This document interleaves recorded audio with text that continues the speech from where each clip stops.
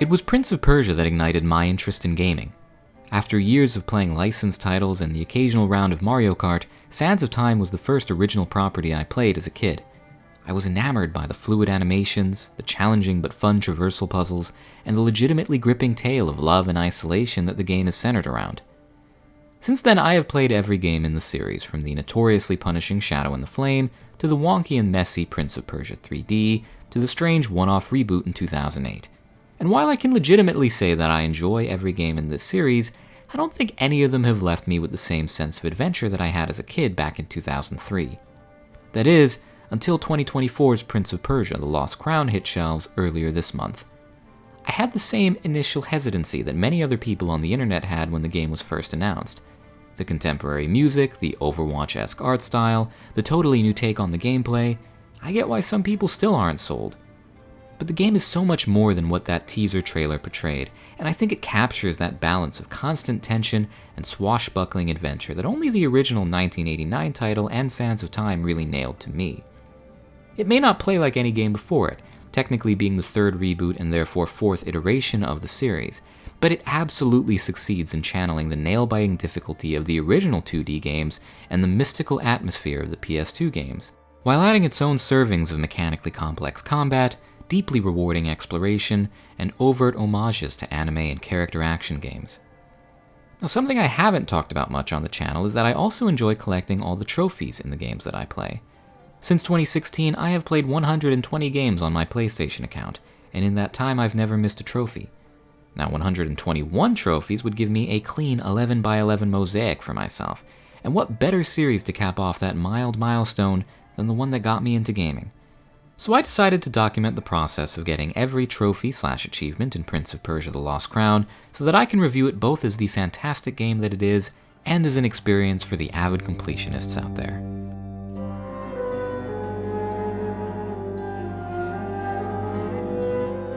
Since I intend to go over every trophy in the game, this will be a spoiler-heavy video, but in case you wanted to get an idea of what the Platinum experience is like without knowing what happens in the story, I'll take a couple minutes now to give a brief overview. The game has 31 trophies in total, including the Platinum Trophy. There are 8 that you get for simply progressing the narrative, 9 for getting all the collectibles in the game, 9 for completing the side quests and optional areas, and finally 4 for performing certain feats of skill. The final trophy is, obviously, the Platinum Trophy. This is a pretty tame trophy list, with no missable trophies, no difficulty trophies, and only one playthrough required. While you can zoom through the main narrative in 10 hours if you go at a brisk pace, the full Platinum experience will take you 25 to 35. One thing that makes it even simpler is the fact that The Lost Crown has very in-depth difficulty customization, which has been a trend in recent Ubisoft games. You can increase the length of your parry window, the amount of damage taken by you and your enemies, and you can even utilize a parkour assist mode to skip sections that you're struggling with. That being said, there are some platforming challenges in this game that I don't believe you can use that function for, and these are some of the hardest in the game. They're not required for playing through the main story, but they are required for the Platinum, and there were a couple segments that took me 30 to 45 minutes to complete, despite each run being only a minute long. This game gives you a lot of tools to succeed, but it is still a relatively punishing Metroidvania, even with all of these accessibility options switched on. Also, as of this recording, there is a big glitch trophy that can ruin a Platinum run. There's a side quest that you can start partway through the game that has a high chance of simply not working. If you're going for the Platinum or 100% completion, I highly encourage you to create a save before accepting the side quest from this pirate, because once you've accepted it, the status of the mission is already determined. I will link more info on that side quest below. Aside from that though, just know that this is a great game, and it's worth experiencing. The interweaving map is intricate and begs to be explored, and the mechanical depth of the combat is some of the best I've seen in this genre. Whether or not you're looking to Platinum this game, I heartily recommend it. That being said, I did look to Platinum this game, and that experience certainly had its ups and downs. So now we're going to segue into the spoiler portion of the video.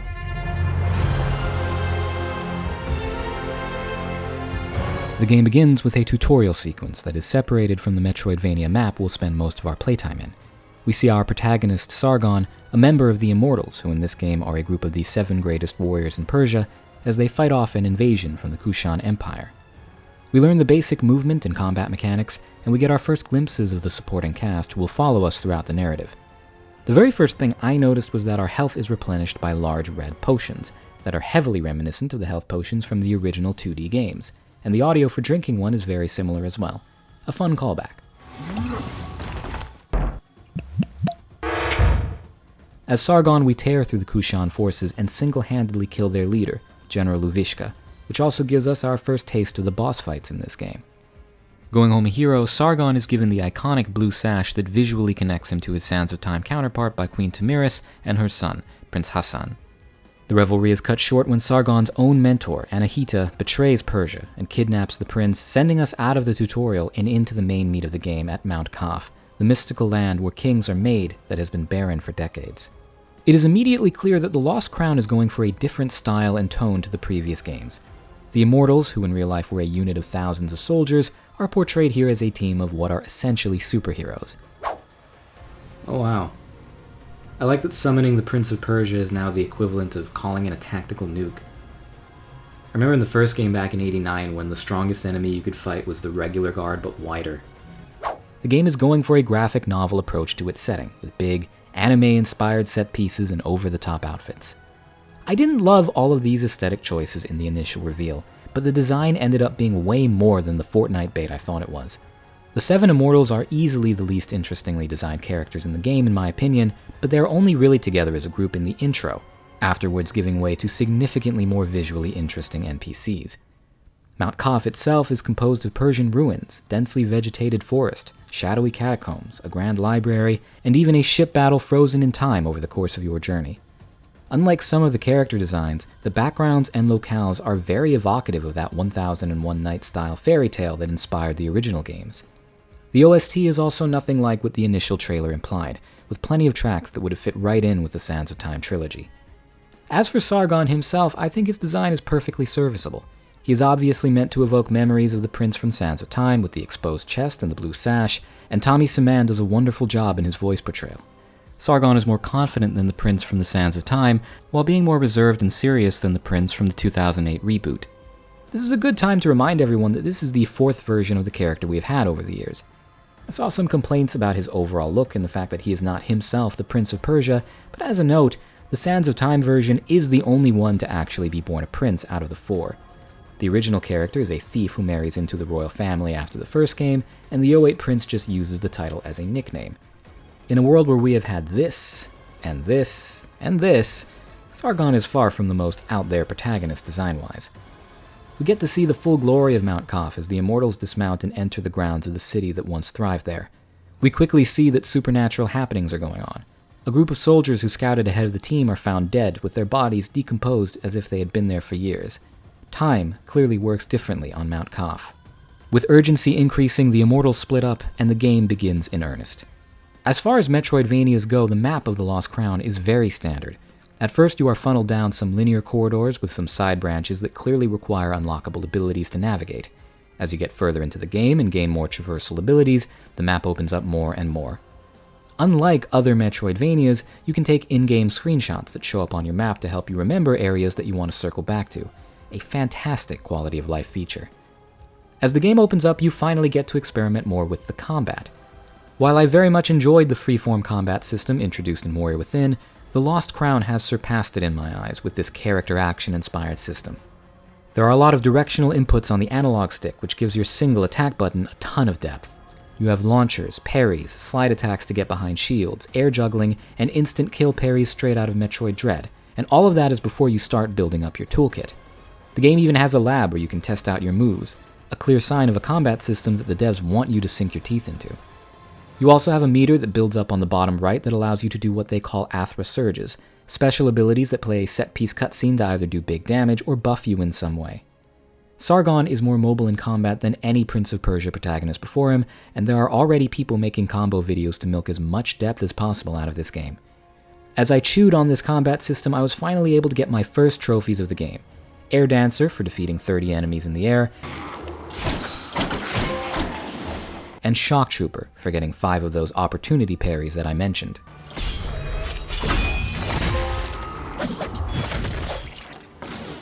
The narrative moves you briskly along to the first true boss of the game, a manticore named Jahandar. Until playing this game, I had no idea that manticores came from Persian mythology, and this is easily one of my favorite designs for the creature I've seen in media. This was a great first boss with imposing size but simple enough attacks to avoid. He gave me a real challenge for this early in the game, taking me down to practically no health, but I was able to beat him first try. Something you won't hear me say again, despite playing on normal. Alright, we did it! I was very lucky poison doesn't kill, because I deserve to die there. This is awesome, though. What a cool fight. I'm really glad that Prince of Persia is back, and they actually put a lot into this. The game proceeded to take me through the sacred archives, where I had to avoid aggroing a blind jailer, which was a cool change of pace. I also continued to see more callbacks to the earliest games in the series, really showcasing how much respect this team had for the series as a whole, not just the most popular installments. If I had to say there was one thing I wanted them to bring over from Shadow and the Flame, it wouldn't have been the Medusa heads. Oh, that's a command grab. I don't know how much this is gonna hurt. Not at all, he just took me. Being sent to an incredibly easy-to-escape jail is as traditional as Prince of Persia gets. This is straight out of Pop 1. Only a couple hours in, we managed to catch up with Anahita and Hassan, and it is here that the story takes a sharp turn. Varum? Varum, the leader of the Immortals and the man who took Sargon in, murders the prince, revealing himself as the true threat, not Anahita. It is in the fight that follows that the game begins to blur the line between homage and legally suspect. Is this Persian warrior fighting me with a katana? This is 100% this game's version of Virgil. Of course his aura is red and mine is blue. Why wouldn't it be? And I'm fighting him with my dual weapons, one black, one white. He just did a judgment cut! This is just Virgil! This is 100% Virgil, not even just homage. They made Virgil 2D and put him in this game. He has a judgment cut end? He has trick, judgment cut end. This is so much Virgil that I don't know how it was even allowed. Rip-off or not, the fight was awesome, and I was glad I stayed alive long enough to experience a lot of it, because it's followed up by a scripted hero's fall into the depths below, where we find another trophy in the form of another boss. Adding on to the time tomfoolery we've already been seeing, apparently Sargon can run into versions of himself from other timelines who are a little more down on their luck. Unlike in the original game, you can't just sheath your sword to make him go away, but the fight isn't too hard.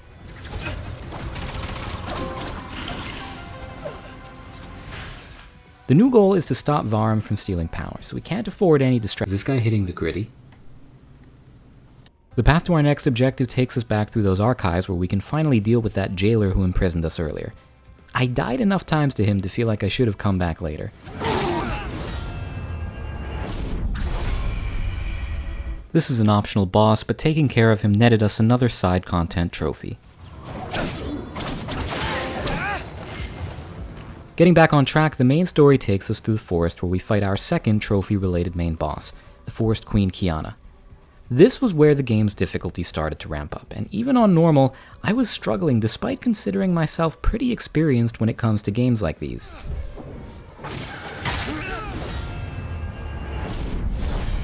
I didn't film them all, but I'd say it took me 5 or 6 attempts, and this was the first boss that really forced me to memorize attack patterns and rely on my reflexes. As you can see, she still took most of my health. As I said, even on normal, this game isn't playing around. Don't get up, don't get up, don't get up.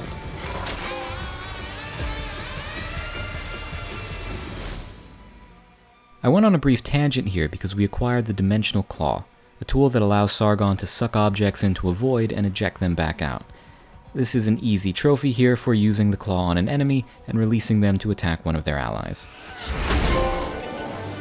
Now, I lost the plot a little bit after Varum's betrayal, but the gist is that some old guy told us to find this giant snake so that it can give us our next quest, so she is our next boss.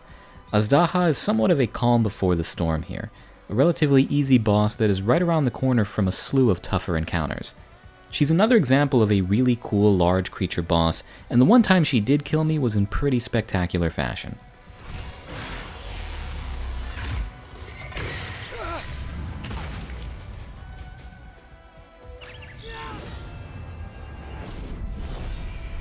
Second time's the charm, I beat Azdaha, and she gave us the next leg of our quest. Awaken 4 Celestial Guardians, which are constellations in each corner of the map, and we will gain the ability to go back in time and save Hassan. On the way, I was able to snag 2 more trophies, My first for knocking 5 enemies into spikes, something I imagine a lot of players will accomplish earlier because it is very easy. My second was for collecting 5 of these azure ore that you can use to upgrade your weapons, something that I really should have paid more attention to given my death count in this second half of the game. Given that Varum is the leader of the Immortals and Sargon is just the new guy, 2 of our allies from the start now stand between us and the Celestial Guardians, Menelaus and Orod. Menelaus is found at the top of the map in the Upper City, a surprisingly pristine part of Mount Koth that reminded me a lot of the Palace of Azad from Sands of Time and parts of Babylon from the Two Thrones. He is a very mobile boss who creates a lot of environmental hazards, forcing the player to fuse combat and traversal abilities in a really cool way. He is fast and adept at keeping you away if you aren't fast too, and he has ways of punishing you if you aren't mindful when you actually do reach him. Oh, I got baited hard there.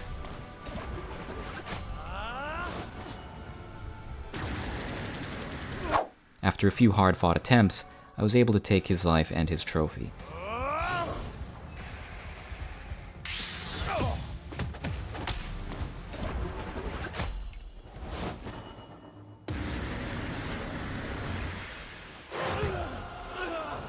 Orod is the opposite, a hulking boss who takes up a fair chunk of the screen with each attack. Unfortunately for me, he is also still very mobile, and I was ashamed at how long it took me to realize who exactly I was fighting. Oh, he's Kratos. Didn't notice the chains. He's got the stance and everything. We had Devil May Cry, might as well have God of War 2. Despite not being as fleet of foot as Menelaus, Orod's control of the arena once again required that I use both traversal and combat skills together, something I really enjoyed about this combat system once it started to click. For me, Orod was the hardest boss yet. But after banging my head against him for a dozen or so attempts, I was able to claim this trophy.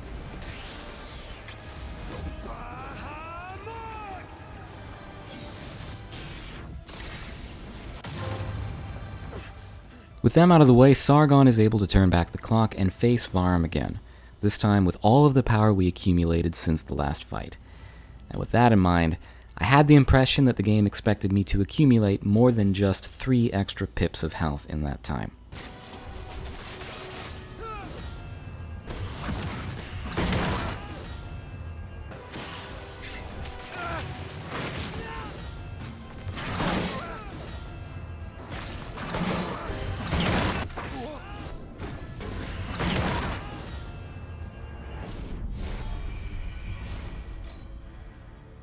This was my biggest challenge of the game by far. Varum is fast, he deals a ton of damage, and 7 pips of health felt like too low even on normal. I died more to Varum here than I died to the real Virgil in DMC5 on Dante Must Die difficulty, although in my defense, I had 5 full games and all the upgrades to practice for that one. All that said, I have nothing bad to say about this fight. I think it was fantastically designed, derivative or not, and every one of my many deaths felt fair. That made it incredibly satisfying when I finally got the trophy for defeating the White Lion.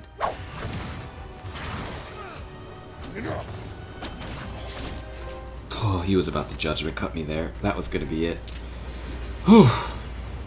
After the fight, we learned that Varum was actually the rightful Prince of Persia, but that his father, Darius, was killed by Queen Tamiris so she could ascend the throne. Varum retreats to the Chamber of the Simurgh, the deity that would once bless each new monarch before Tamiris killed it too, so he can partake of its power. In order to follow, Sargon needs to find King Darius' body and obtain a key. On the way there, I collected a trophy for talking to all of the Whack-Whack heads. These are floating heads that appear next to some of the Whack-Whack checkpoints, and I got this naturally by playing the game. You found me. You found Camia. Unfortunately, death hasn't stopped King Darius from protecting his son, and a fight ensues. Darius gave me big Martyr Ligarius vibes with the snowy backdrop and the mix of brute strength and magic attacks. He wasn't nearly as hard as Varum for me, but he was no slouch. Because of his size and big area attacks, you spend as much time parkouring around the arena as you do slashing at him. Once I memorized his patterns, I was able to get 2 trophies. One for beating him,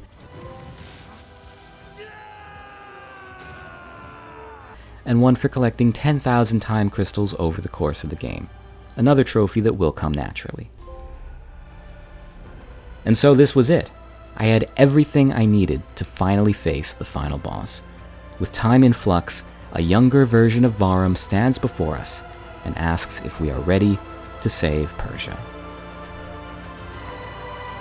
Well, I'm not. I've got side quests to do.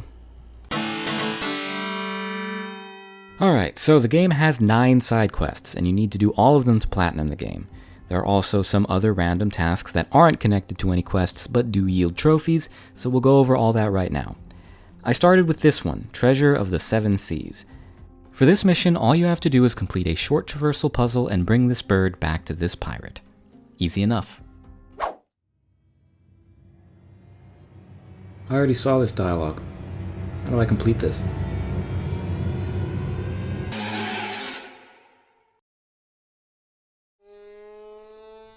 When I tried to bring the bird back to the pirate, it would stop at the end of the course, and it wouldn't move further. I turned to the internet for answers, and every trophy hunter's worst fear was realized. If you accept this quest, and the bird doesn't follow you, then it becomes entirely unobtainable. That means you cannot get the trophy for beating every side quest, and your platinum run is over. Obviously, I had a cloud save though, so I loaded that up. However, it did break again a second time, and so I had to go in once more into the breach, and it worked the third time. If you want to 100% this game, do not accept this quest without creating a backup save. Based on my incredibly small sample size, the chance of this quest working could be as low as 1 in 3. It sucks, and maybe by the time this video is out it'll be patched, but this is probably going to be a run breaker for a lot of people. With that scare out of the way, I moved on to my next quest, which was to kill 9 warriors who were left undead on Mount Kaf and seek an honorable death. This quest yields 2 trophies, one for killing your first warrior and one for the last.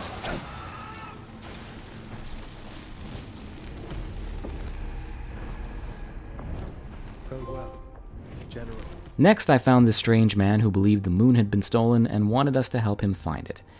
This was also a simple quest and required you to find this man in 5 different places over the course of your journey. This quest also glitched out for me and he didn't show up at his second location, but I was able to fix that by just returning to the first location where I got a cutscene with him running away. I hope you will. The next couple missions were short and sweet, with one requiring me to help this soldier find his fallen friend a couple screens over, and another seeing Sargon tricked by a monster disguised as an old lady, which leads to a fight. Now I haven't mentioned her yet, but Kahiva, the goddess Forge Master, gave us our next quest, which was to find a particular ore for her. It tells you exactly where to go, and the platforming puzzle it presents you with is fairly simple, making this an easy side quest. During all of these shenanigans, I bought a key from this weirdo in the depths, which allowed me to access a secret floor, which was a trophy in of itself. Now, I could have left the floor at that point, but being the curious person I am, I decided to check out the upstairs area.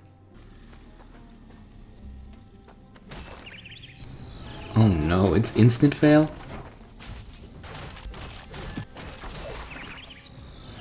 I just looked it up. There's like no reward for this. This little maneuver cost me 30 minutes of dying over and over again, and my reward, a slightly purple skin. Great. At the very least, my brand is purple and it fits me, so out of spite, I refuse to take it off for the rest of the game. 2 more side missions were collectible based. One for finding 8 little puzzles around the map, which I found charming. One, much less charming mission, required I find 30 sand containers around the map to learn a prophecy. It took me 2 hours to find everyone, and I realized for the first time just how much of this map I had missed by only progressing the story. Mount Kaf is incredibly intricate, and if you don't push its boundaries, you will miss a ton of secrets. While searching for these sand containers, I stumbled onto this ghost ship and this abandoned camp, both of which were trophies themselves. This led me to the final side quest, the impossible climb. Basically, there were 3 bells around this hazardous obstacle course, and I needed to collect all 3 and return safely. It looked pretty hard, but I did the other challenge, which took me a whole 30 minutes, so how much harder could this one be?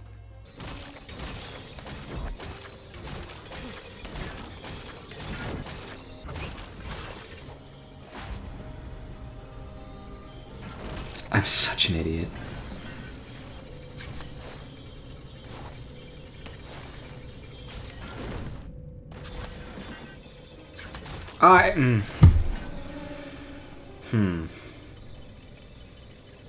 Back in it. So yeah, this one was really hard. This was 45 minutes of incredibly tense platforming. It was by far the hardest platforming challenge of the game, requiring you to run it perfectly since the smallest nick by a spike is a full restart. My hands were borderline shaking by the end, proof that I'm not built for Super Meat Boy. After that, it was all collectibles. Get full health, fully upgrade your gear, get all the amulets, get all the Athra Surges, and upgrade the necklace. None of this was difficult. I'll link the guides I used down below, but I do wish there was a way to more easily track the stuff you already got. I spent a ton of time retreading old ground, and the grind got a bit tedious. It was still certainly tame by modern standards. With all collectibles done, Mount Kaf was conquered. All that stood between me and the Platinum Trophy was the final boss.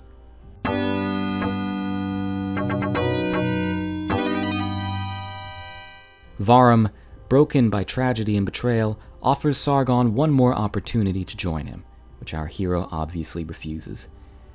In response, Varum gives us one final homage to usher in the last battle of the game.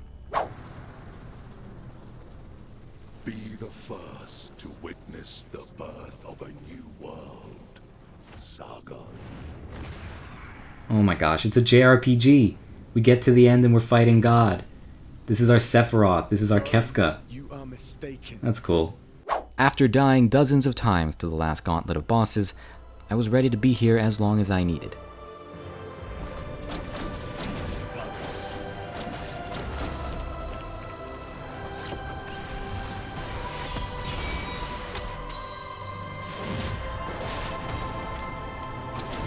Yeah, turns out if you don't have half health and an unupgraded weapon, this game isn't so bad. This fight was legitimately cool, and it was awesome seeing Varum go through his different phases, but I ended up wishing I upped the difficulty at the end. That's something I can do on later runs, though, because my work is done for this one, and the Platinum Trophy was mine.